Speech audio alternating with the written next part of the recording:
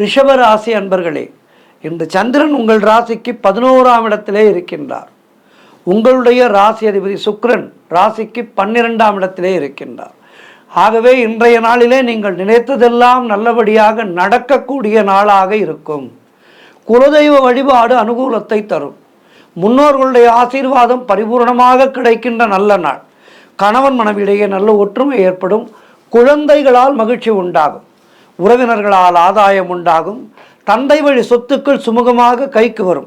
வழக்கு வியாஜ்யம் என்றெல்லாம் இல்லாமல் அழகாக பேசி பெரியவர்களாக பார்த்து தந்தை வழி சொத்துக்களை கையிலே கொடுப்பார்கள்.